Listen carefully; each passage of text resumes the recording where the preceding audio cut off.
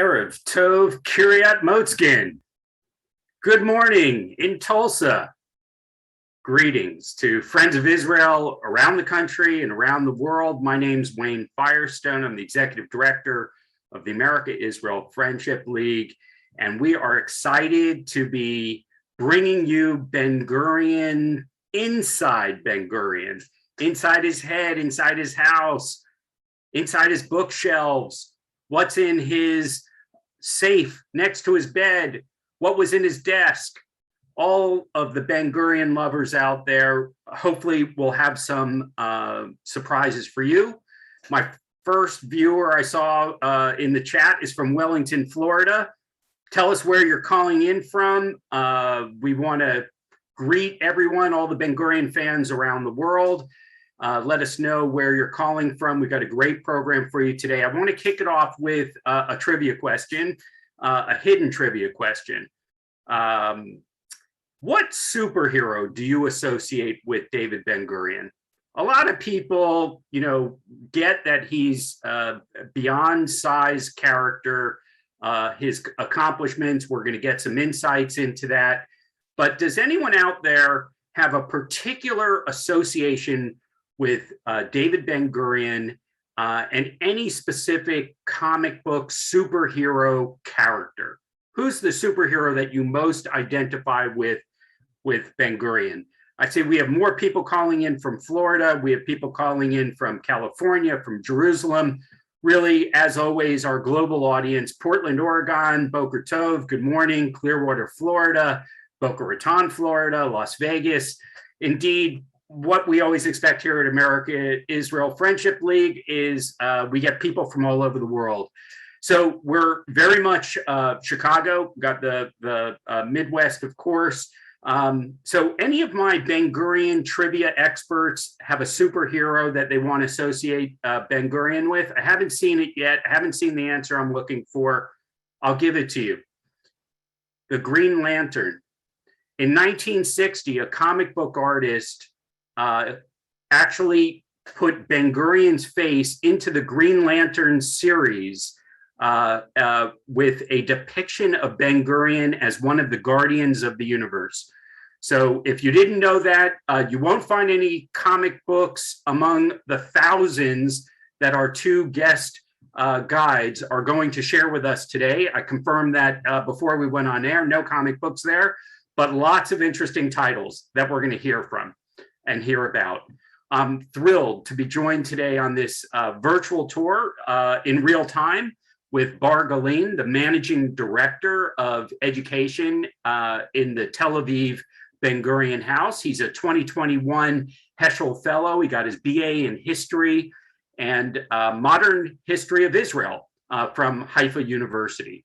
I have to mention that's our Fairbanks, Alaska. I think that's our first Alaska viewer that I've seen. So thanks for joining us from Fairbanks.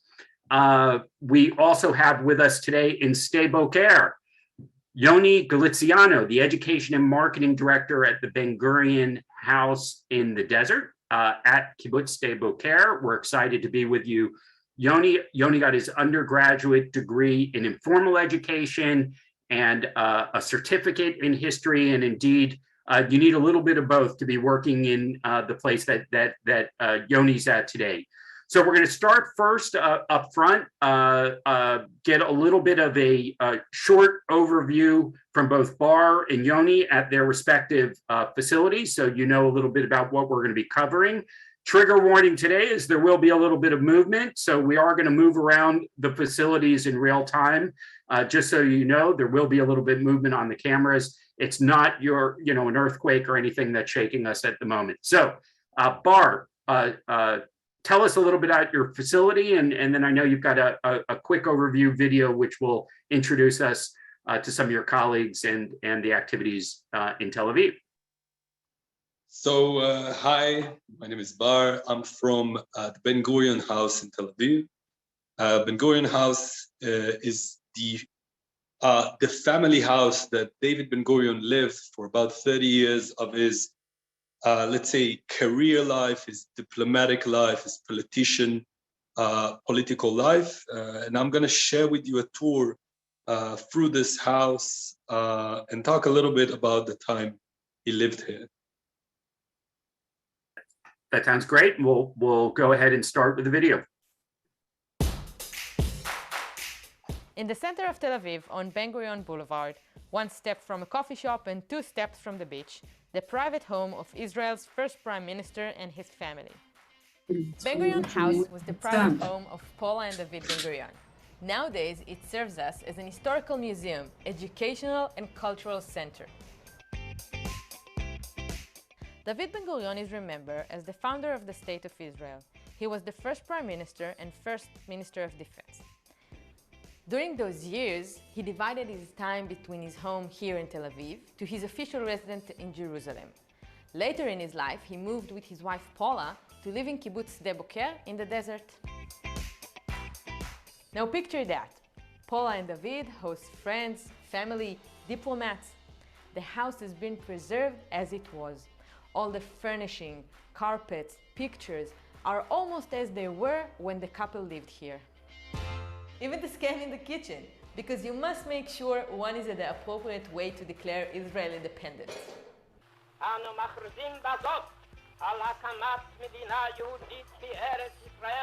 But to be honest, the second floor is the main reason Ben Gurion bequeathed the house to the State of Israel. 20,000 books in various subjects. He wanted to become a public institution for reading, research, learning, enabling the public to use this rich collection. What should you read if you are a great leader or you want to establish a state? Here is Ben Gurion's answer. Greek and ancient Roman philosophy, history of the Jewish people in literature, poetry, Bible, history of other nations, books about army and wars, books about religion, and most especially religion and culture of the Far East. And there you have it, a behind the scenes of a leader's life. This house tells us few stories. A national story, as it shed lights on the critical moments in the early years of the State of Israel, but also a personal story through an unmediated encounter with Ben Gurion's figure and lifestyle. This day we are offering a variety of tours, including online tours and virtual events. I hope you will visit soon. If not in real life, maybe in a virtual way. See you!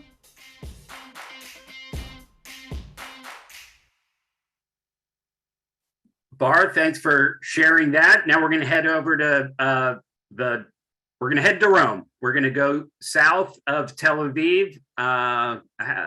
Yoni, how long of a ride do you think it would have been for Ben Gurion to get, from Tel Aviv down to Sde Boker in the day?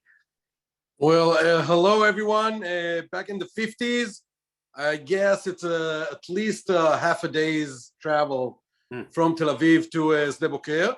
There were no roads, only like gravel roads and stuff like that. It's like the wild, wild west, just to the south. So it would have been a long ride from Tel Aviv to Sde Boker in those days.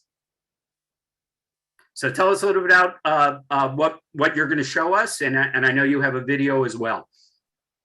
Yeah, so this is Ben Gurion's home from 1953 till 1973. He came to Sde Boker when he was already 67. His wife Paula was already 61. They were the older guys here in the kibbutz, of course. And there was a question if to accept them as members of the kibbutz because they were so old. I'll not keep you in suspension. They were accepted. And this was their home from 1953 till 1973. During those years, he left the Prime Ministry and the Ministry of Defense, but he came back in 1955 and 1956. He became again the Prime Minister and the Minister of Defense. And then he came to Sde Boker only on weekends, on holidays, on special occasions, because as a Prime Minister, most of his days were between Tel Aviv and Jerusalem, of course. But he came back in 1963 to Sde Boker to live here till he passed away, those last 10 years, because he practically left the political system in 1963, and that was his home until he passed away. So we're going to see a few private things here, but as I understand, you can show the short movie that I gave you to give you some kind of perspective about the desert home.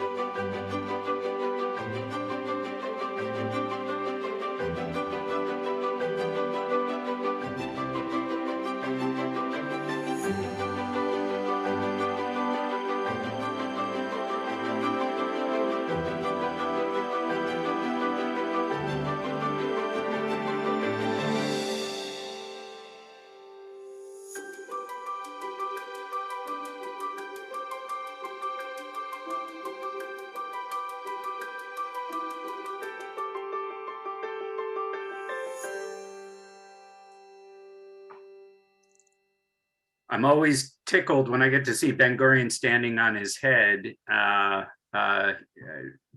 Again, just it's hard to not watch those images and really feel a warmth for this individual and the many different influences on him, which we're going to learn about today. So, Bar, tell us where you're standing. Tell us, what I know you're going to take the camera and give us a little bit of a tour now. We're back in Tel Aviv, and we're in a living room, I believe. So, Wayne. So we are in Ben Gurion's living room. The family moves into this house in 1931. They take a loan basically to buy this house. It's pretty expensive for them. And I want to show you a little bit of how the room looks like. So we are talking about a living room. We know for a fact that the house was pretty small. Over here, it used to be an area which was divided. So the family room used to be here, and the living room and the bedroom, all in this area. We can see a few pictures over here, which we can learn a little bit more about Ben Gurion.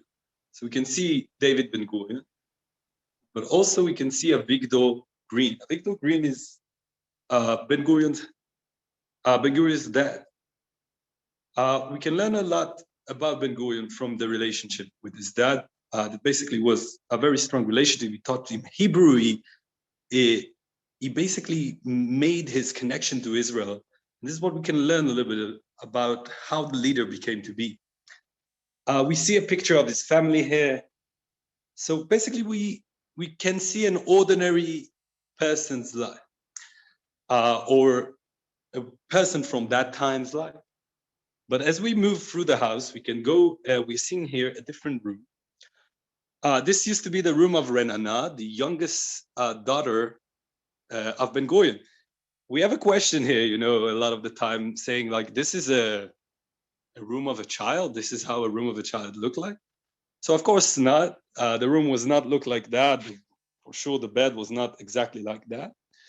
When we see here outside of the window over here, if someone can pay attention, you can see this is a wall of stones. It's blocked, this window over here. Because in the 1950s, 1958, in Operation Kadesh, when Israel went to conquer all the way to the Suez Tunnel, to free the Suez Tunnel, Ben Gurion was the prime minister at that time and the minister of defense. But he felt really sick. We know that he used to, a lot of the time, fell down to his bed from illness and other sickness.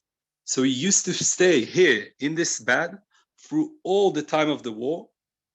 The ministers and the people, the army entourage was feared that this area will be bombed. So they shelter this room. They build a wall outside. And from here, basically from this bed, as he laying down, he basically command the war. You can think about Shimon Peres, right, who died just 5 years ago, and his memorial was a few days ago, staying here with him, and together they are planning on how to attack and what to do in that case. So it also brings a lot of questions about, is it personal? Is it public? Also the house. Think about the child who used to live here and suddenly her dad, right, managing a war exactly from this room. Another thing I want to show you, but I'll show you just for a second, is the kitchen. Because I want to take it out all the way back to Sde Boker, right, to Yoni, for him to show you. Yoni, do you have also a kitchen like that? Well, ours is smaller, but we don't judge things by the how much how large they are. So it's not fair. So I'm standing in. I'll show you the kitchen in a minute. I'm standing right now in the study. So you're back in Sde Boker, everyone. So this is Ben Gurion's study. Let me just turn the camera. So this is his study here in Sde Boker. This is our modest library here in his study. When Ben Gurion comes to Sde Boker in 1953, they tell him, David, bring only the most important books. So he brought 5,000 books to Sde Boker. So this is obviously the most important room for him. And this is where he spent most of his time in Sde Boker. We are able to go over the ropes. So this is kind of a unique tour, if you want. So we can go straight to his desk. And let's see what's on David Ben-Gurion's desk in Sde Boker. The chair you can see is very, very simple. This is Ben Gurion's chair. So I'll just move it. So if you look at the desk of David Ben-Gurion, we can see all kinds of photos. Let me just help you maybe with the light, so it won't. So we can see lots of pictures here. So one of the pictures that David had on his desk is, of course, the Declaration of Independence. So we can see this picture, and the first IDF chief of staff and all the staff of the Israeli Defense Force.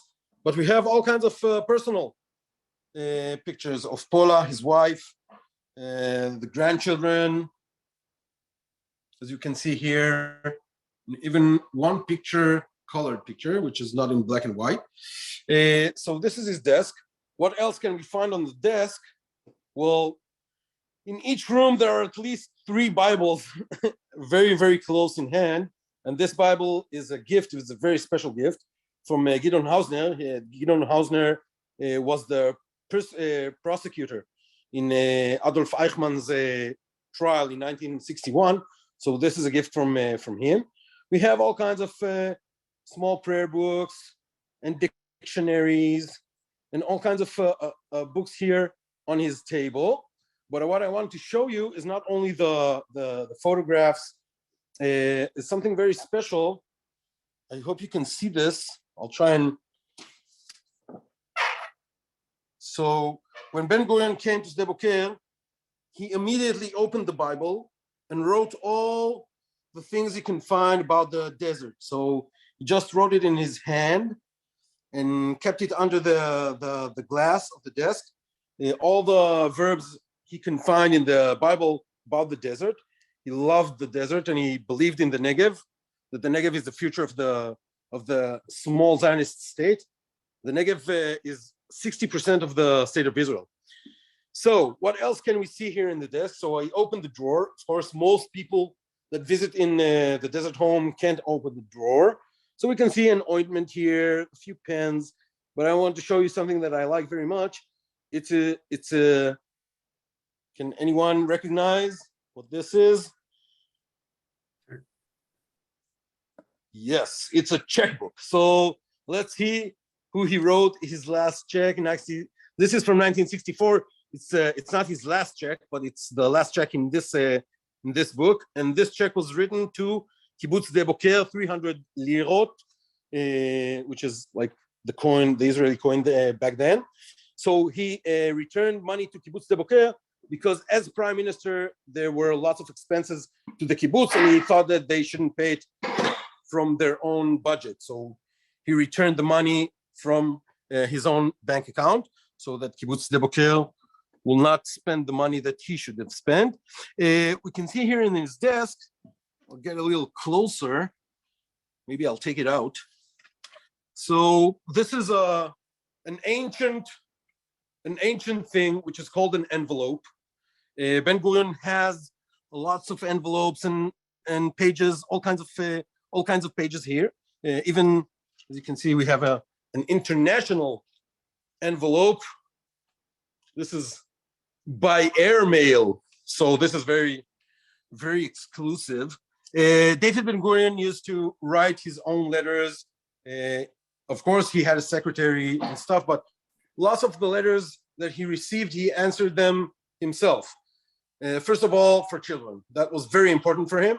All the letters that he got from children, he sat and wrote back to them himself. So what else can we see here from this, in the study? I want to flip the camera again. Maybe I'll show you what's directly in front of him. So if he's sitting on this chair near this desk, what's directly in front of him? There's something in the back. Can anyone recognize it? I'll go closer. Let's see what's in the study. What is that statue? Can anyone guess? I'm getting closer. We're getting closer, getting closer. So, this is the statue of Moses, and David Ben-Gurion insisted that it will be on the highest shelf directly from his table, so we can see it all the time. I think he was very inspired by the story, that one of the ancient stories ever told about the Exodus, and the role that Moses took in that story. And I think it's a very influential figure here in the study. The story is that in the past, behind him in the study, there were these two statues that he got as a gift. The first statue, Potoma, is of the philosopher Zinon, and a small Buddha. And they were on a higher shelf here in the study. And the legend says that when Ben Gurion got the Moses statue, he decided that there is no way that the Zinon, the philosopher, or Buddha will be higher than Moses. So he took them two shelves down and put Moses on the higher shelf. What else can we see in the study? Do you have any, how much time do I have, guys? Can I show you something here with the books? Sure, go ahead. So, just a second, let's flip it again. So we have on this table all kinds of books that were David Ben-Gurion's. So we can see there's a lot of different subjects here, from government, from history, from all kinds of, about the kibbutz, about all kinds of studies, Jerusalem, of course. What else? All kinds of historical books. So this was a very curious person. All kinds of things were interesting to him, and he read everything. So you can find a history book here next to an art book, and we have a book about yoga next to a book about World War III. So it's very eclectic. He was very, very curious. He loved to read, but you won't find anything which is like a story. You won't find anything like Harry Potter here. Only books about history, and only books about history, philosophy, stuff like that. You won't find any stories here, encyclopedias and stuff like that.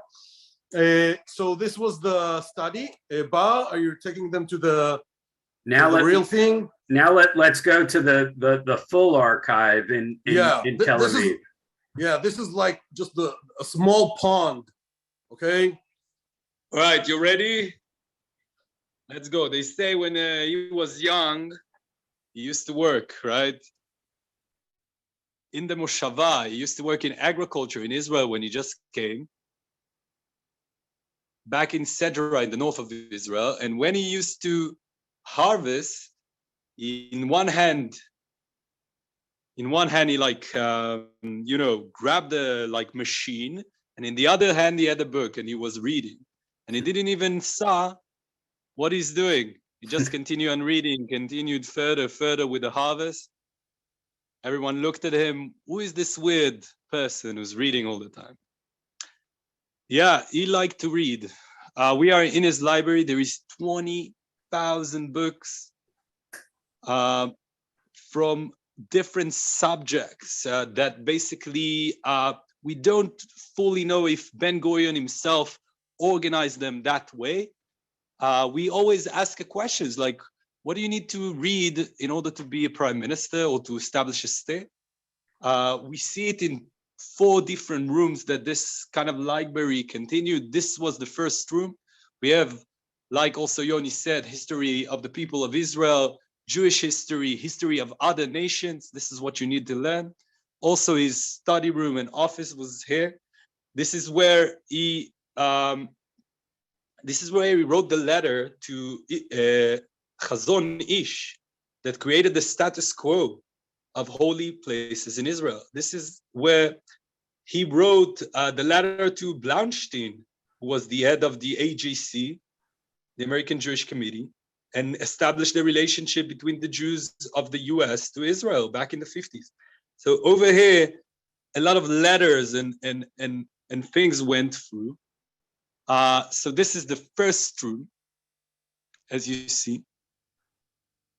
This is the second room. So what would you have in the second room? So you have the history of the land of Israel. I want to show you here. I can't really reach that, but this is Napoleon's maps that he received. Napoleon's map. This maps back almost 200 years ago.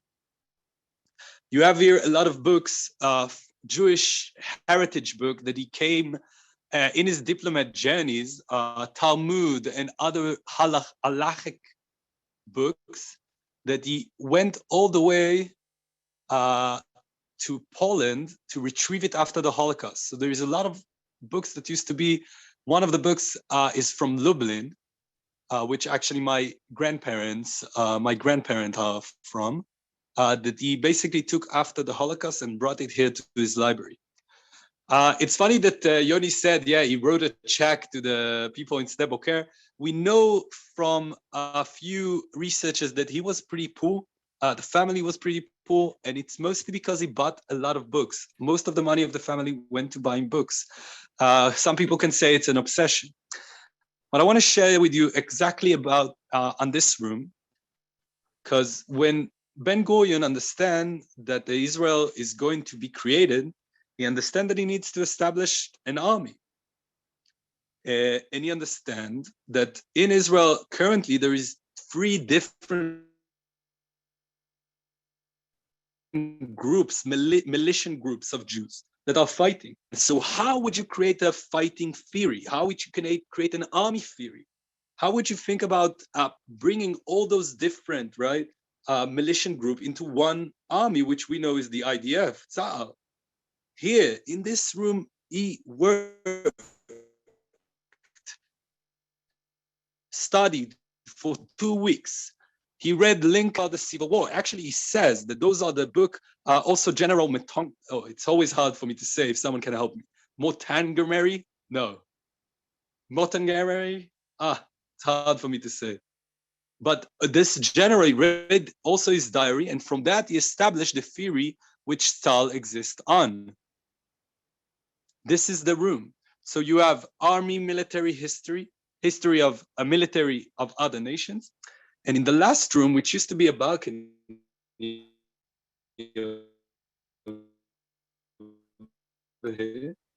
has different science. Bar, it looks like your connectivity from the movement is being interrupted a little bit. I think what we should do is have you go to a single location to talk from now, and not move around, if that's okay. Can you hear me? That sounds good from there, yeah. So the last room, just I want to say, it was room for mostly philosophy, ancient philosophy, a lot of things that he brought from Asia, from his journey to Burma, which he visited. back in his late years. And also you have some few gifts that Burma gave him. He had a really strong relationship with the Far East, especially with Buddhism. He read a lot about it. Sometimes we say, what do you need in order to establish a state? Maybe the history, the concept of a people, right? But after you establish a state, you need to think about the private person in the state. So he studied a lot about the personal aspect of the people in the state. And one story, and I'll finish with one story from this library itself, goes back to 1948. Basically, Israel is about to be established. Moshe Sharet, the second in command, the minister, he's not a minister yet, but is the foreign affair diplomat of the temporary government of Israel. He goes to the US, he meets Marshall, the general of the army of the US, and Marshall tells him, do not establish a state. Israel is going to be gone.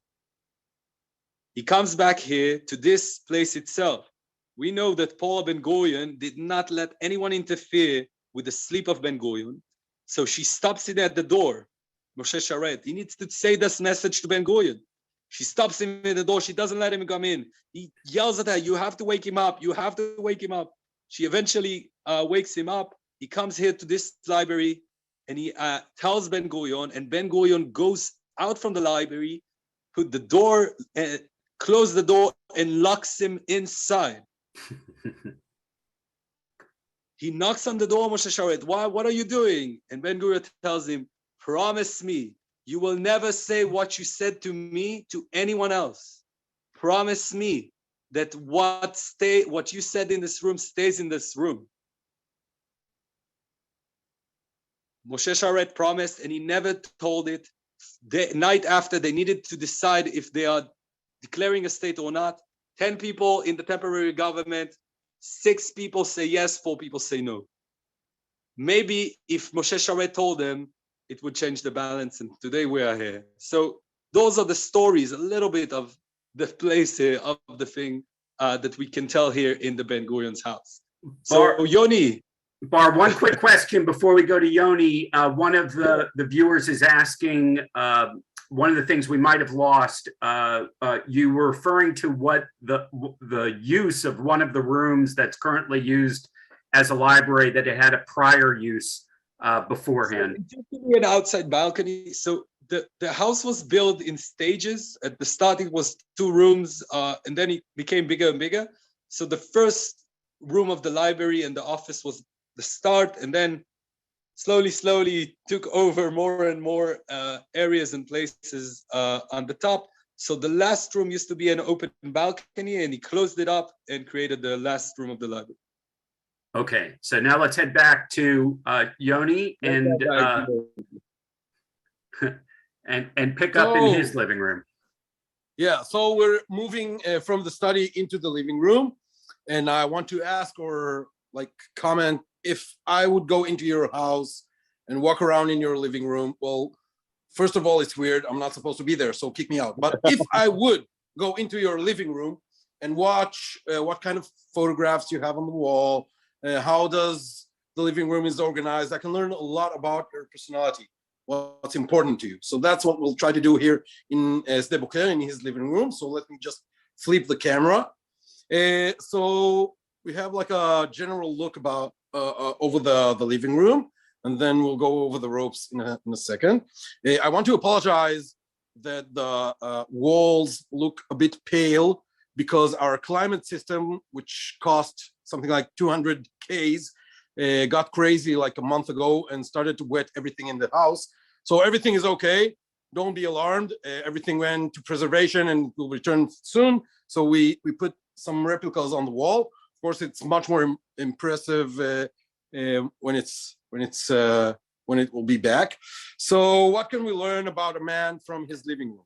Well, first of all, the weirdest thing is that his living room is not organized focusing the television. We have a television here. Actually, it's not working because you can't see anything here in the middle of the desert with those antennas. But this television was given to David Ben-Gurion as a gift. He was very against television. As prime minister, he tried to prevent televisions from getting into the country. And the reason is that it will corrupt the youth. I don't have anything smart to say about that. But as we know, history is stronger than one man's feelings about television. Of course, television came to the country eventually, and this was a gift. He never turned it on. He's not like watching sports or something like that, but it's a gift, so he kept it. We can see all kinds of gifts here also, you know, from Africa and from Asia. As Bar said, he was very interested in Buddhism, so he got 2 presents from Onu, the president of Burma, which today is Myanmar. This is beautiful pagoda and a Buddha. So he was very interested in Buddhism. I want to show you something nice that I like a lot, and I think it tells a lot about the man's personality, David's personality. We have 2 sets of hot drinks here. So here we have a samovar, which is like a traditional tea maker from Europe, and down here he kept an Arabic coffee set. So I like to show both of them. It's like East and West in his mind and in his heart. I want to show you another personal thing here. Bar talked about a lot about the establishment of the State of Israel, and I want to show you something here. So, what is this? What is a bear doing in David Ben-Gurion's lamp in the middle of his living room in Sde Boker? How did a koala bear came to this lamp? Does anyone want to guess? You can write, and Wayne will ask me, and show the maybe show the answers or read the answers. How did koala bear came here? What is it doing here? Is it a gift? Is it important? Is it crucial to the state of Israel? Well, yeah, it kind of looks like him. That's right. It kind of looks like his hair. But the great story about the koala bear is that there is no story. We have no idea how the koala bear came here. But I like this koala bear because it reminds us that David Ben-Gurion was not only the great politician, the great statesman, the man who stood and declared the birth of the state of Israel. He was also a grandpa. And this is grandpa's house. So probably one of the grandchildren came, and that happened to all of us as parents. And the little kid or a girl just forgot their bear here, and it's still here with us since then, since the 70s or the 60s. And he just kept it, so we're keeping it also. Of course, we try to find out who forgot the koala bear here, but none of his grandchildren remember that they had a koala bear when they were like 2 years old, so we have no idea. But that's the closest thing to the story we have. So I think the koala bear is kind of a symbol for me to remember that David Ben-Gurion was a great person, one of the most important people in the Zionist movement in the 20th century, of course. But he was also just grandpa, and this is grandpa's home. Let's see another thing. We have time. Let's leave the living room. I think we have a number of our viewers that are ready to claim the koala bear as theirs. So we might, I don't know if you're ready to give them up. The kibbutz team hang on to everything forever. You should write me, send me a fax, and I'll go over all the requests. So he's already been named Koala Ben-Gurion by one of our viewers. Nice. So Bar talks about the kitchen. So I want to take you to Paula's kitchen, and this is a place to, pay some homage to Paula. We haven't talked about her at all. So this is her kingdom. So this is a very small and humble kitchen. Be quiet, alarm. So this is a very small kitchen, as you can see, but it was only Paula and David's. She cooked all his meals. She was very, very anxious about him eating. As in, maybe you know these people, they forget to eat because they do all kinds of important things. So they just forget to eat. So Paula's side is her responsibility to take care of Ben-Gurion and his family and the kids and cook his meals. Of course, it's very weird to find a kitchen in a kibbutz, because in a kibbutz, where do you eat? Of course, in the mess hall with everyone else. There's one kitchen, one mess hall, everyone eats together. Paula didn't like the food of the kibbutz. not the taste, and I can say not the cleanliness of the kitchen. So she insisted on having her own kitchen and make her own food. We can see here something that I love. Do you know what this is? This is like, today we don't have things like this, I think. It's like the expensive service tea set. So, you know, when friends are coming, you can drink in aluminum cups, but when the Prime Minister of West Germany, the president, the prime minister, the president of West Germany comes, you take out the expensive tea service set. I want to show you one of the meals. We have a recipe here, how Paula took care of David Ben-Gurion. So this is just an example. We put it on the wall, so you can see the example of what David Ben-Gurion was eating. So for the non-Hebrew speakers, one of the dishes here was called kuchmuch. She invented it, and it's practically one white cheese, very lean white cheese, and a bit of mashed apples with cranberry syrup, and you mix it all together, and you can guess that it was very, very disgusting. David Ben-Gurion said it himself. He hated this, but Paula was a nurse. That was the original occupation that she had before she met him. So he did what she told him, and she told him that it was healthy. So he ate it twice a day. The legend says, the story says, that even after she passed away in 1968, he continued eating this kuchmuch, which was disgusting, and he hated it. So one of the days, Geula, one of his daughters, the older daughter, she came in, she saw him eating this kuchmuch, and she said, "Father, mother is gone. You don't have to eat it anymore." And he said, "No, I love her very much and I miss her, so I'll keep on eating it." And he did. He just kept eating this disgusting dish till he passed away. So this is Paula's kingdom, and she was very, very important in David Ben-Gurion's life story. And as I said, as very busy man, he wasn't a lot with the children and with the family. He wrote them a lot, but he wasn't with the family a lot as he wanted, and that was quite acceptable in those days. He wrote them lots of letters to the family, but the one that took care of the children and the family was mostly, of course, Paula. So another thing I want to show you, which is nice here in this desert home. Do I have another minute, Wayne? Yeah, go ahead. So I want to show you one of the presents he got. It's surrounded with plastic perspex. Want to get in, but I can't. So this globe was a gift from a very famous general, General Omar Bradley. There's an APC on his name. The Armored Forces in the United States Army give famous generals names to armored vehicles. So Omar Bradley was a famous general. He fought in World War II in the Western Front, and in the 1950s he became the chief of staff of the army, and he gave this globe as a present to David Ben-Gurion.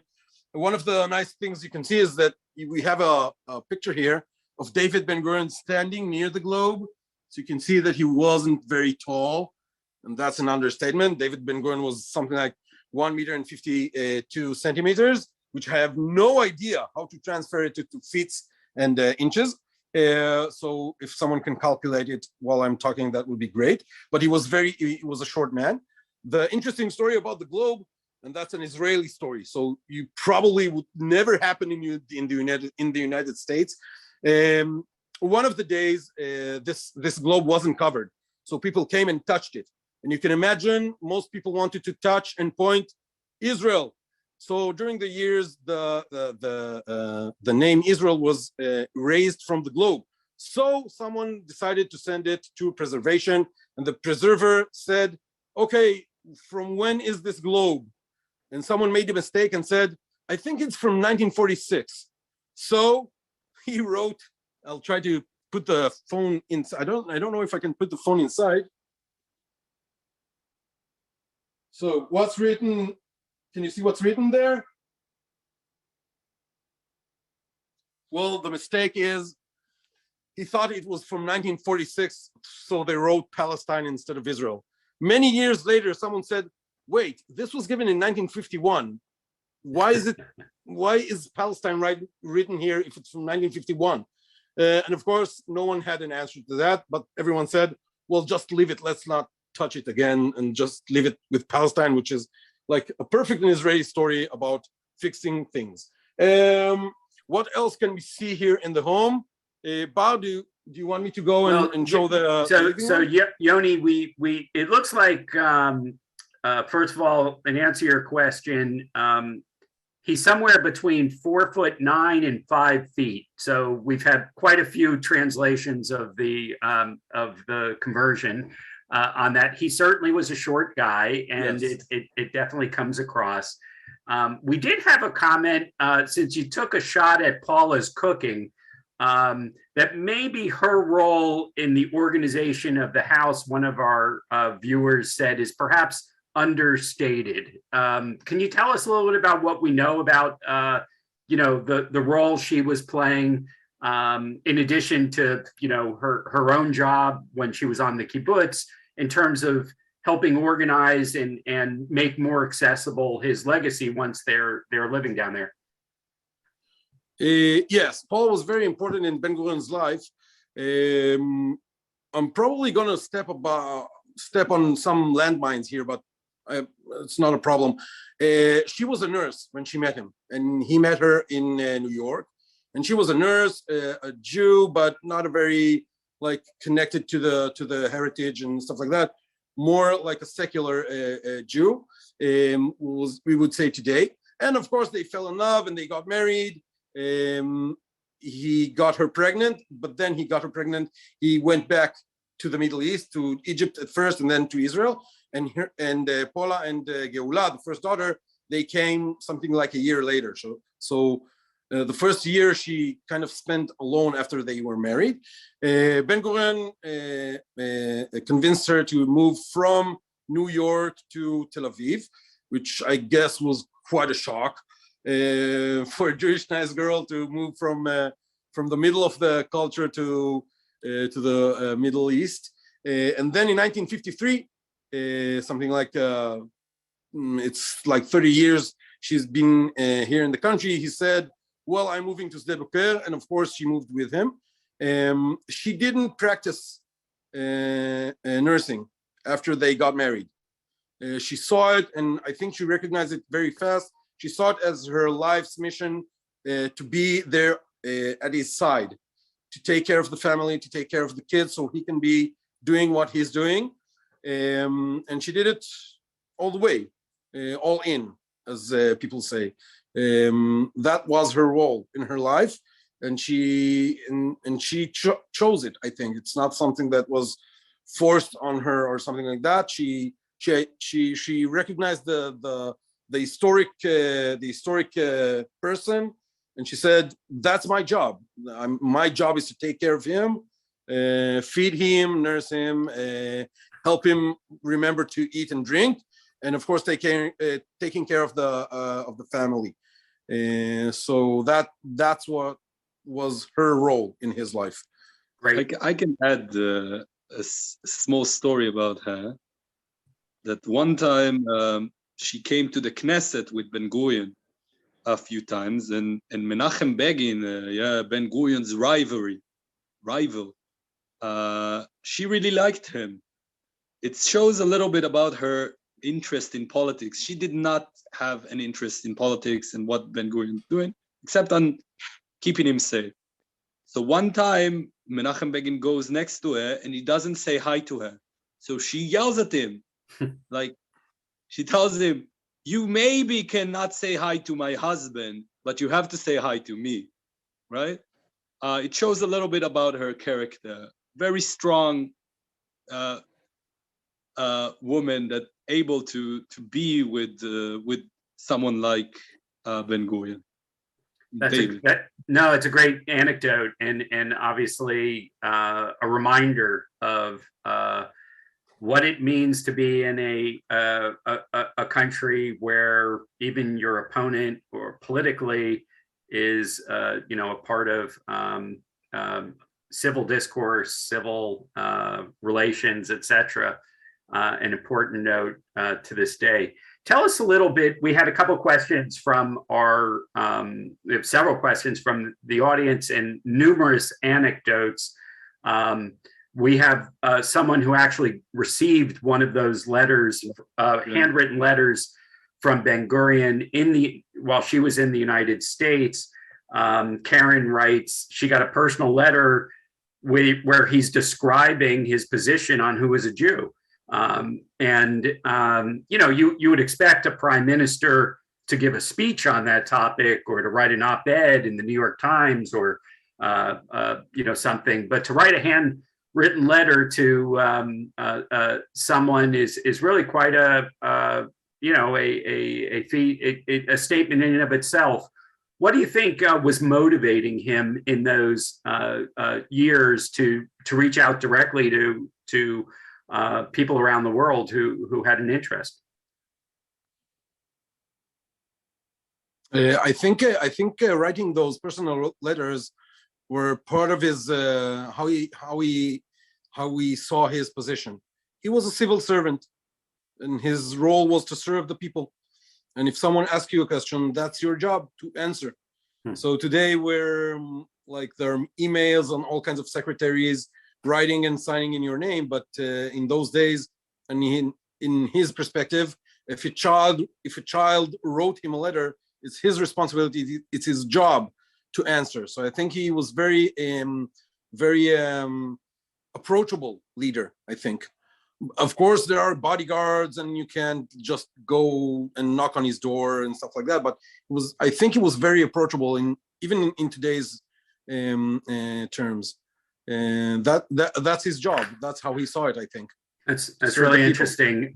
You know, we did have a question from one of the audience members about your two facilities. Who maintains them? Yoni, sorry to hear about the condensation problem that you're having, but maintaining any historical facility comes with a lot of obligation and expense, et cetera, et cetera. Are your two facilities connected or each, you know, independent? How does that work? Yoni, you want to start? Yeah, of course, like any two good Jews, any Jew around the world has two synagogues. One he goes to pray, and the other one his foot will never step inside. So of course, these are two separate facilities with like two directors and separated, you know, how do you say, boards. I can tell you about my facility. And it's part of the Ben Gurion's Heritage Institute, which was established by law in 1976. And today we're under the Prime Minister office. So we're giving our you know, we have to answer to the Prime Minister in a certain.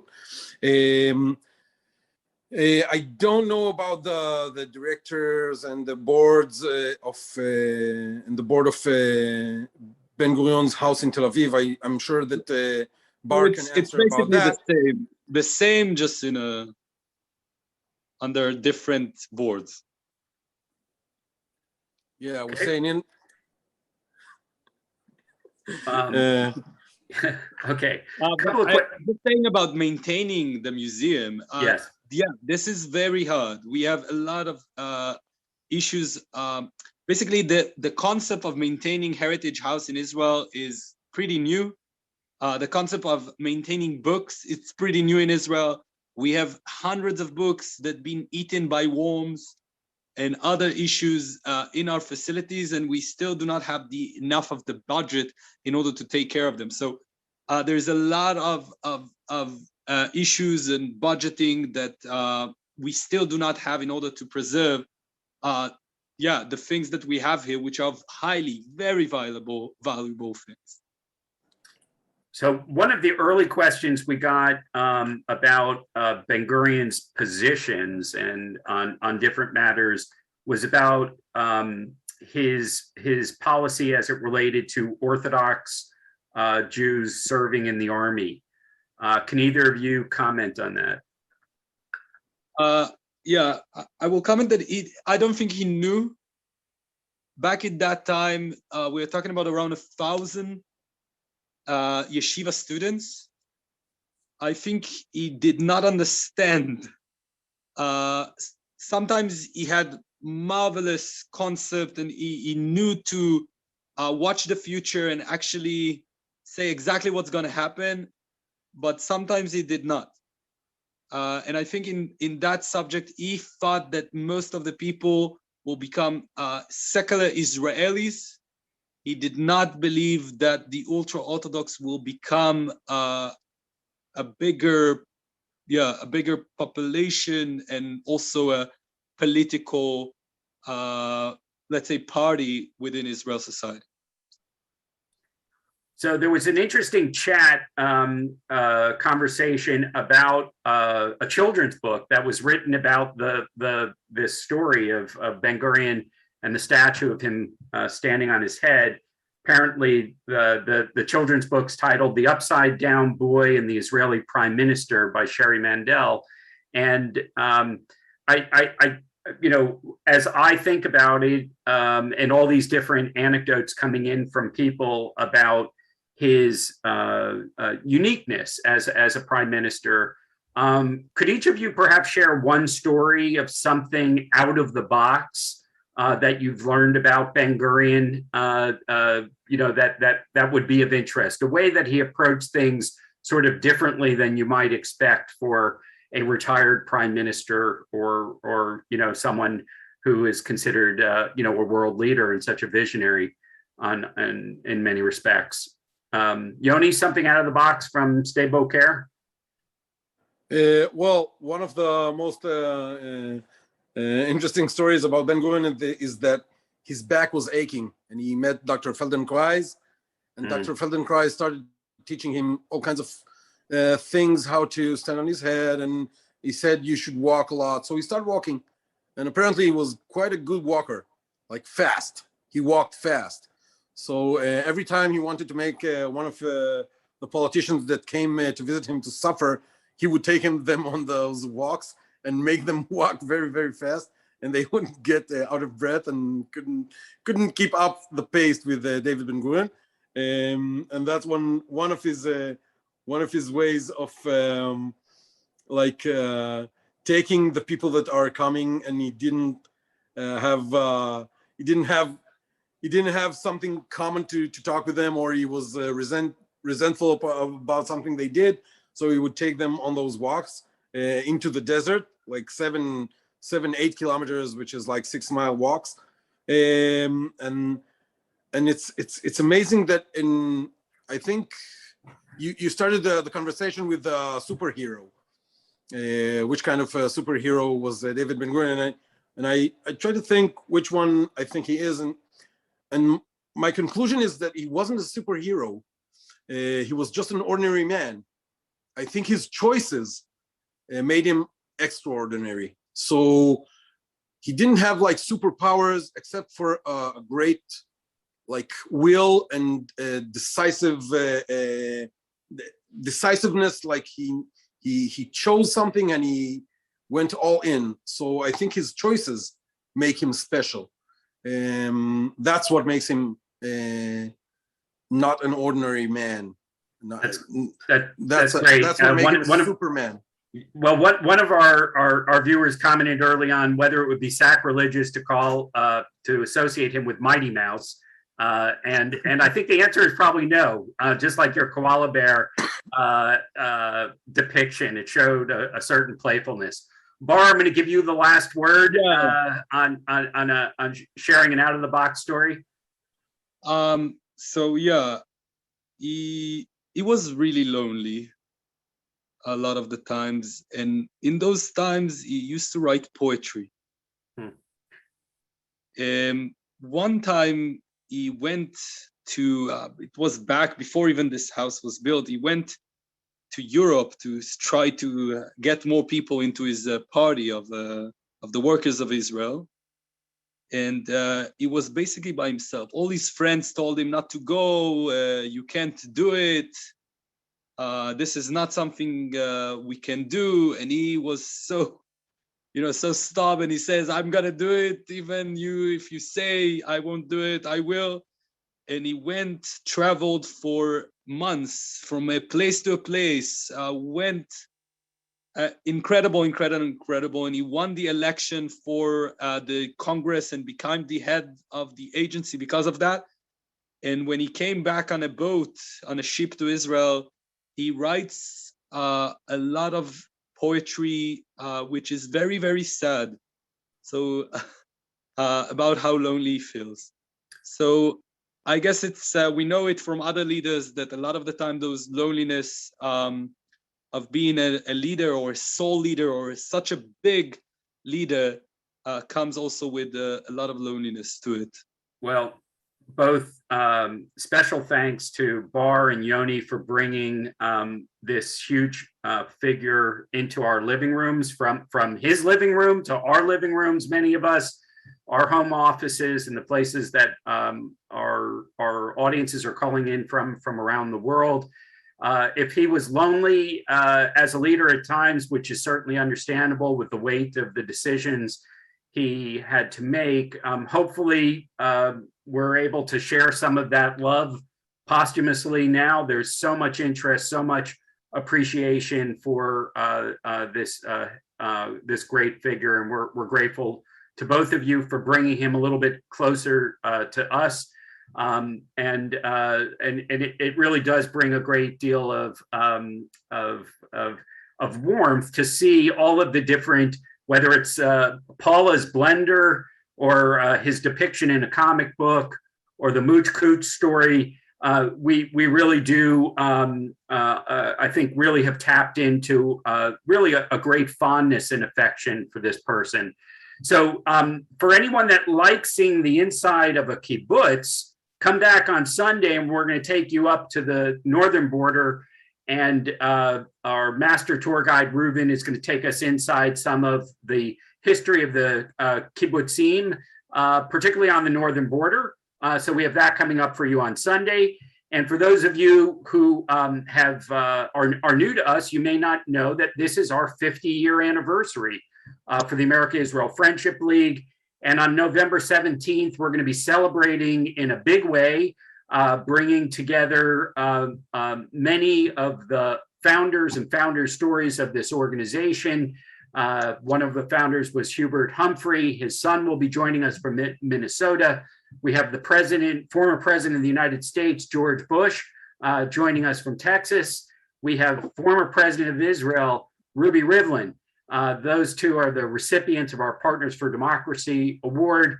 So please check out on our website, Partners for Democracy. You can find out about this wonderful celebration on November 17th in New York. And join with us, as many of you do. Every Wednesday, every Sunday, we're here with you with amazing programs and insights. And it's not an excuse for not visiting Israel when you can, because we all know we're all looking forward to the opportunity to come visit the Ben Gurion House in both Sde Boker and in Tel Aviv, as well as the many great sites that we've been highlighting over the course of the last several months on our series. So everyone have a safe week. Thanks again to our colleagues. A safe and happy week as you go about your activities. From all of our friends here at AIFL. Thank you very much. Good night.